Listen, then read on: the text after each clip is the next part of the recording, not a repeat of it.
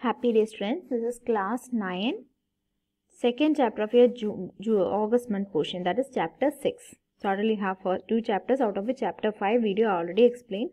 This is your chapter 6 video for creating tables. Yes. So in this chapter we'll be covering how to create a table, attributes of table tags and attributes of using tr, td and th tags. So I'll just show you what are these. So you can see like Notepad can be used for your home exercises. If you want to try it at home, no Notepad and no network connections required, a browser, just a browser is required. So first I am going to show you how to create a table. Yes. So what is a table? Table begins with a table tag and ends with a backslash tag. So then after that we can say like we have for rows we will be using tr tag. Yeah. And for the columns we will be using td tag.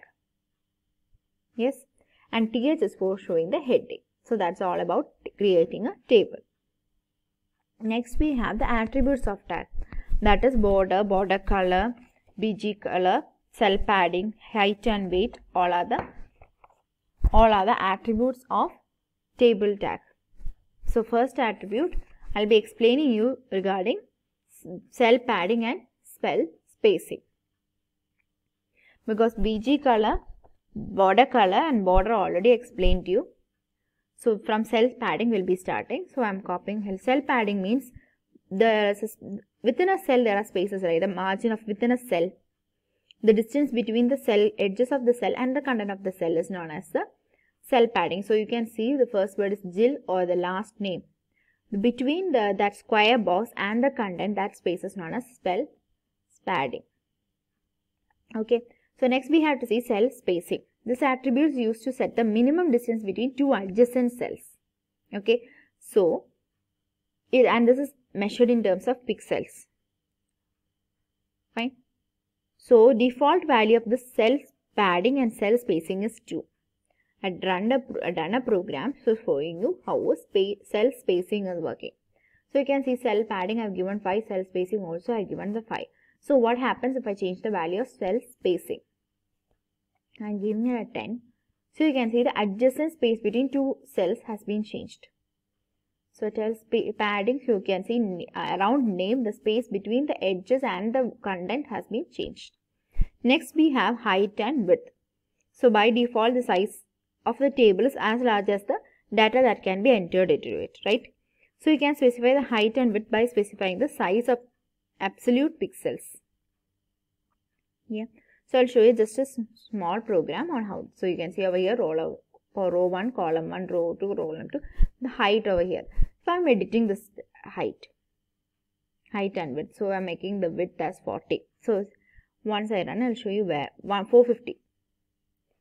Yeah. So, here see how the width has changed. Yeah. You got it? How the height and width has changed and how it is varying when a value changes. Then we have border color and background color remains the same. So, I will directly go into the alignment, like how we are aligning a left alignment, right alignment, you have horizontal alignment and vertical alignment, after which we will be learning spanning. Yeah. So, spanning is like you can combine two or more cells in a cell and in a column or a cell to make a single cell. That is known as spanning. And this is possible, like we've merged the cell, right? Similarly, spanning, we will be combining two or more cells. So, that can be done with a column base and a row span. So, you can see over here, row 3 and cell 1 is been this row spanning has come. The other one, row 1 and cell 1 has been done. We have done column spanning. So, 1 second. This HTML has come. I'll just once again header. I missed it. Okay, I'm running it.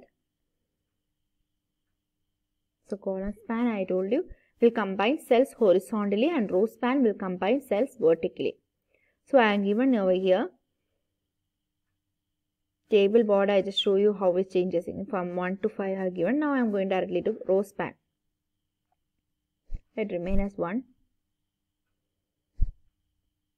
Yes. So, row span it was earlier given as 2. As I told you, the minimum value will be 2. I am making 20. So, see where it changes.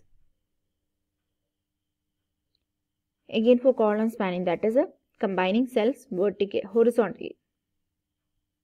Yeah. So I hope now we understood what is column spanning, row spanning, and what is a spanning. So this is a lab activity you have to do. Yeah. The source code I already shared through eContent. You can try it at home. Yeah. So with this we have completed the complete August month portions. 2 chapters I have completed. Okay. Have a nice day. Thank you, students.